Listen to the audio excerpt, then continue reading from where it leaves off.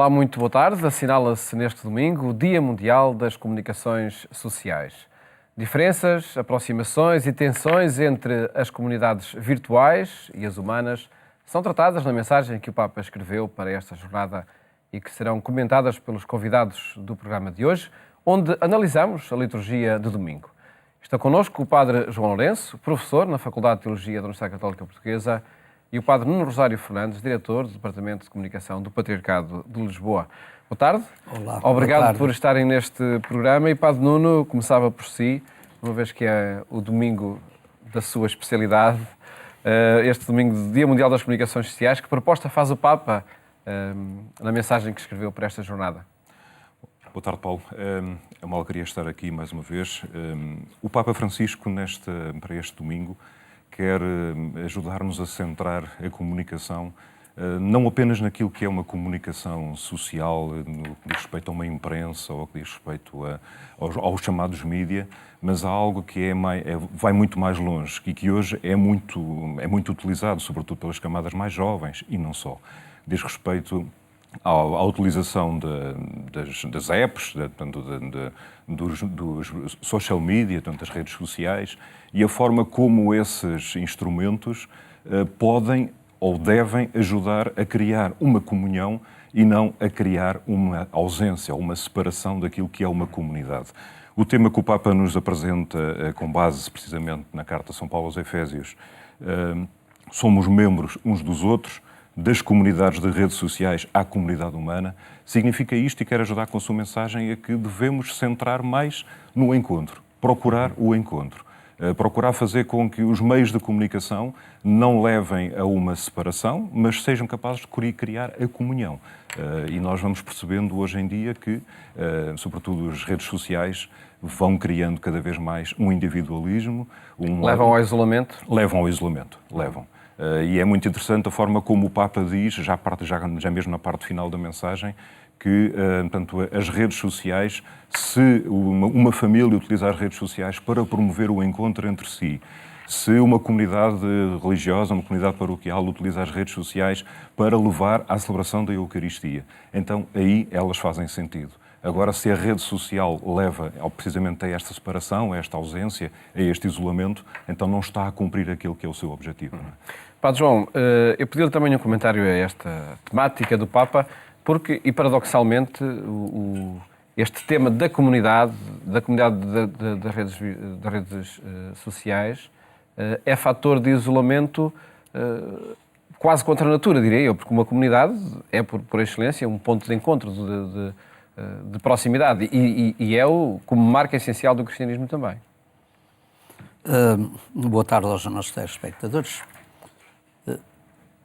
Acerca da questão da comunicação, principalmente desta emergência lá nos últimos anos, década e meia ou coisa parecida, das redes sociais, eu creio que, olhando a partir de uma perspectiva humana, enfim, eclesial e teológica, as redes sociais são como muitas outras coisas, são uma espada de dois gumes.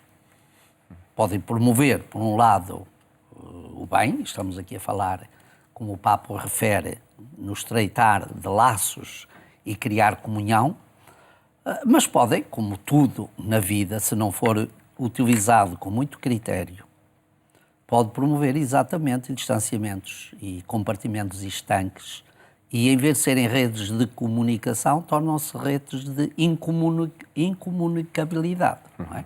Porque é exatamente o que hoje em dia, em muitos destes cenários, nós observamos no cotidiano.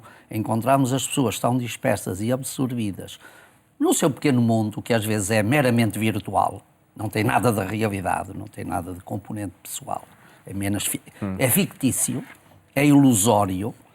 E as pessoas isolam-se aí e abstêm-se ou abstraem-se de tudo aquilo que seja, de facto, as realidades verdadeiras que contam e sobre as quais se constrói uma identidade humana, um projeto de vida, não é? O paradoxo é que utilizam-se ferramentas, estratégias de aproximação, partilha, grupos, comunidade, são estratégias de aproximação das pessoas. Sim. Mas que no mundo digital levam ao isolamento. Pois, mas sabe que muitas dessas comunidades ditas virtuais que se criam são mesmo virtuais. Não são comunidades para construir comunidade. São comunidade para contentamento umbilical. Em que se constrói qualquer coisa a partir do próprio umbigo do centralismo pessoal. São autorreferenciais. São autorreferências, são refúgios. São essencialmente refúgios. E muitas vezes são refúgios das pessoas que, e neste caso vamos dizer, de certos estratos sociais, etários ou sociais, em que as pessoas não foram preparadas, não lhes foi dado. Eu acho que aqui há todo um grande problema. O uso da comunicação devia partir e tem de assentar num grande estrado formativo, numa plataforma de formação de valores, etc. E isso é que é importante. Nós hoje colocamos na rua toda a instrumentalidade possível, mas deixamos ao critério individual o uso a que as pessoas têm direito, mas deviam ter princípios em ordem ao seu funcionamento. Já agora, se me permite, só em relação a isto que o Padre João Lourenço diz, eu acho que aqui a Igreja tem um papel muito importante e precisamente a instituição deste dia, o aproveitar este dia do Domingo das Comunicações Sociais, que é uma coisa que não diz respeito apenas àqueles que estão envolvidos na comunicação social, mas diz respeito a toda a comunidade, diz respeito a toda a sociedade, que é a forma como faz uso precisamente desses meios de comunicação. E a Igreja tem este papel importante e os sucessivos Papas têm-nos ajudado nisto mesmo, no ajudar-nos a entender a comunicação e a dar-nos aquelas linhas, sobretudo orientadoras, para percebermos como é que devemos ir gerindo a comunicação na Igreja, que diz respeito a toda a vida, a toda a sociedade. Não é? Nas sucessivas mensagens, o Papa vai indicando pistas para que, de facto, este mundo virtual não seja só uma autorreferencialidade e um isolamento? Vai indicando e vai abrindo muito o leque, isto é, nos últimos anos, o Papa, sobretudo o Papa Francisco, tem-se dirigido muito até aos próprios jornalistas, não é? A forma como fazem informação, como podem gerir a informação, como devem chegar junto do público, na forma como escrevem, no que é a verdade, o sentido da verdade. Bom, o Papa Francisco este ano sentiu esta necessidade precisamente de ir um bocadinho mais longe e de sair para fora daquilo que é um extrato dos profissionais da comunicação, mas para ajudar todos os outros a entenderem a comunicação e a forma como a podem viver, como podem comunicar. Padre João Lourenço tem Facebook ou outra rede social? Não. E não sente necessidade? Não sinto necessidade. Sinto-me bem em comunidade, sem essas virtuosidades. No cara a cara, não é? Nessas virtuosidades.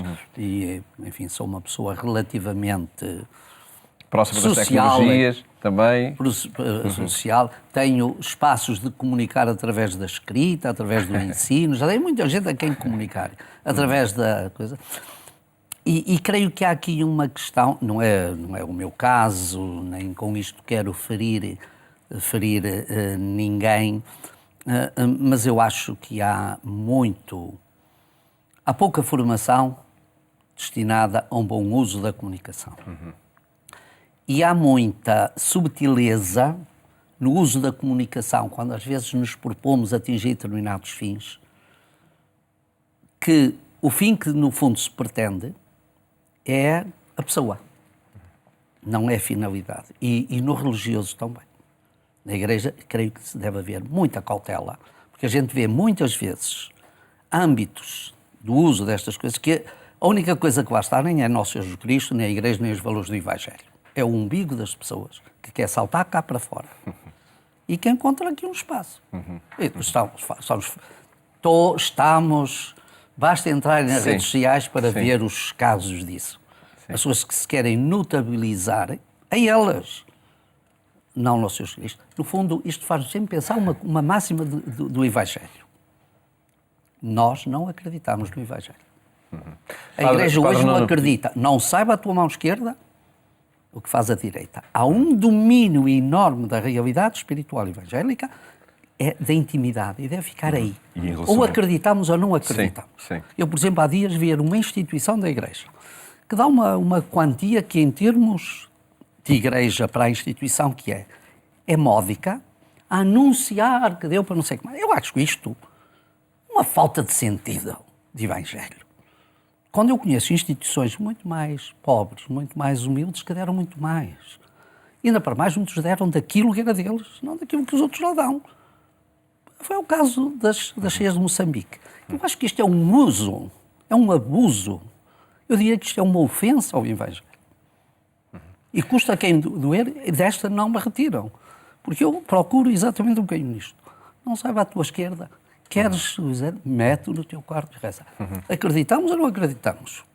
As comunicações complementam isto, mas não podem substituir os princípios. Outra experiência, por certo, do uso das novas das redes sociais e da comunicação na pastoral, que o Padre Nuno faça, e também, no caso do Departamento de Comunicação do Patriarcado, há uma preocupação pedagógica para o uso da comunicação, tendo em conta, de facto, a transmissão de valores e de uma experiência? Há, sobretudo, a preocupação de ir fazendo chegar o Evangelho a partir daquilo que são as atividades, o que é a vida de uma diocese, o que é a vida de uma paróquia, fazendo chegar isso de uma forma de propagar ainda mais essa comunicação, não é? Utilizando precisamente as redes sociais, naquelas em que nós estamos envolvidos, em que estamos, no fundo, dentro, para que sejamos capazes de chegar às pessoas que frequentam essas redes. Pessoalmente também é um instrumento pastoral para o Padre Nuno? É um instrumento pastoral. Eu uso a título individual. Às vezes digo para quem me conhece que brinco muito nas redes sociais, mas também procuro ter esta preocupação de ajudar, de formar, de sensibilizar, chamar a atenção para determinadas realidades, de forma a que seja capaz de pôr as pessoas a pensar, não é? Utilizando muitas coisas, notícias, coisas que vão surgindo, por vezes alguma reflexão, alguma coisa, algum vídeo. Quer dizer, no fundo, ajudar as pessoas a refletir sobre a realidade em que elas vivem, não é? E já lá foi meio programa, temos agora a outra parte para falarmos daquilo que em cada sexta-feira propomos a quem nos segue, que são os textos lidos na liturgia de domingo, nas Eucaristias. Vamos escutar o Evangelho para depois propormos uma análise a esse texto.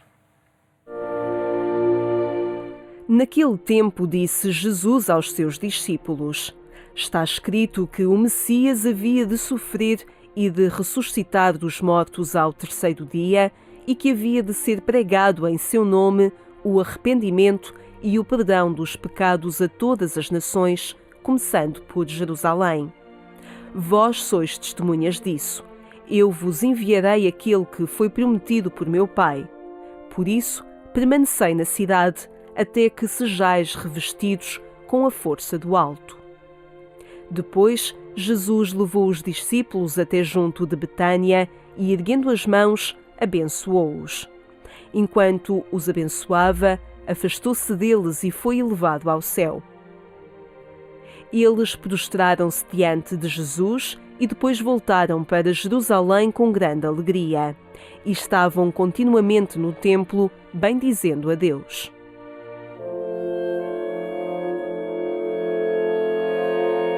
Padre João Lourenço, que mensagem nos é proposta para este domingo a partir deste texto do Evangelho? Olha, eu destacaria, a partir deste texto do Evangelho, dois tópicos de uma mesma mensagem. Primeiro, a presença de Jesus na história, através dos discípulos, através da Igreja, através dos crentes. Ele está aí. Segundo, uma mensagem de esperança. O tempo da história não é como às vezes podemos pensar, um tempo, e às vezes temos um bocadinho isso, principalmente herdada de uma certa antropologia cultural, é um tempo ou de castigo, ou de punição, ou de vale de lágrimas. Não.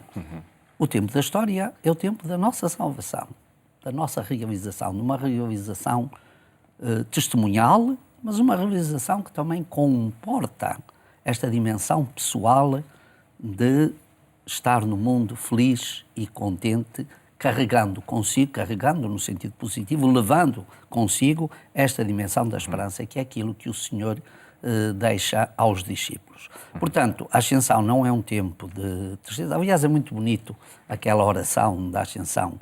Nós aspiramos a subir para nos encontrarmos onde já se encontra a nossa cabeça, que é Cristo.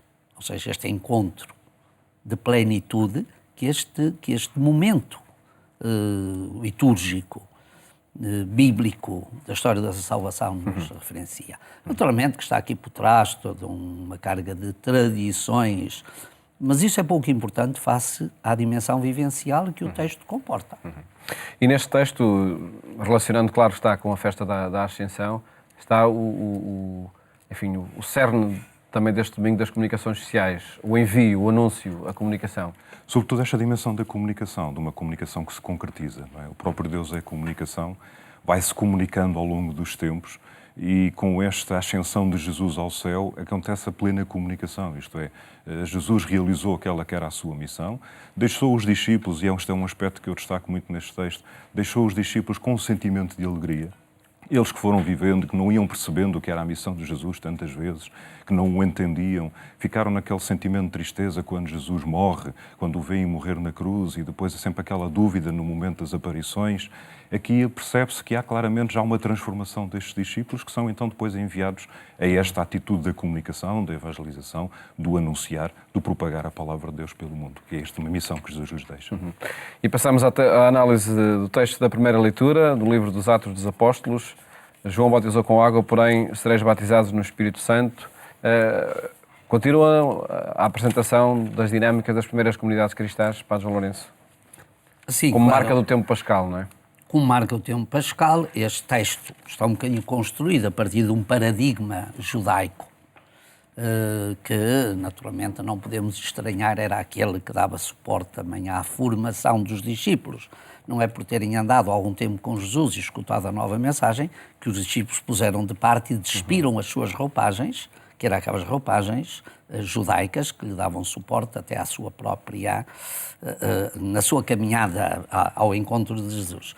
E, portanto, partindo um bocadinho daqui, o que é que o Lucas, que no caso é o mesmo autor que nos narra este ano o Evangelho, os Atos dos Apóstolos, vem também daí, procura mostrar-nos que temos aqui uma espécie de plenitude, uma espécie de caminhada em diferentes etapas, contrapondo naturalmente a missão de João e a missão de Jesus, mas abertas a uma coisa que é muito importante, que é o testemunho e a plenitude do Espírito. Isso, naturalmente, está aqui já anunciado. Por isso é que os crentes não são batizados apenas num rito como os seguidores de João, mas sim são batizados na plenitude do Espírito Santo, que é o Espírito de Cristo ressuscitado, dado aos fiéis. E é isso que fortalece os crentes para o testemunho, como bem sabemos, e as primeiras cristãs disso foram um exemplo acabado, não é? Porque eu acho que quando comparamos as nossas fracas atitudes com a fortaleza das primeiras comunidades, quase que nos atreve a dizer que o Espírito Santo deles era muito mais forte que o nosso, não é? Não seria assim, mas pelo menos é o que verificamos. As circunstâncias eram diferentes, mas é exatamente para esta diferença qualitativa da presença cristã hoje face a outro tempo que nós temos naturalmente a dar. E quase retomaria aqui a mesma questão, que a comunicação é exatamente, a transmissão, o testemunho desta força do Espírito. E há aqui um aspecto muito que eu destaco muito, que é um pouco antes desta passagem citada. Diz-nos que Jesus, um dia em que estava com eles à mesa, esta dimensão da mesa, do estar à mesa, a forma como Jesus vai comunicando com os discípulos na mesa, a própria última ceia que acontece, não é? Isto é, de cada vez que nós celebramos a Eucaristia, estamos à mesa. A mesa é lugar de encontro.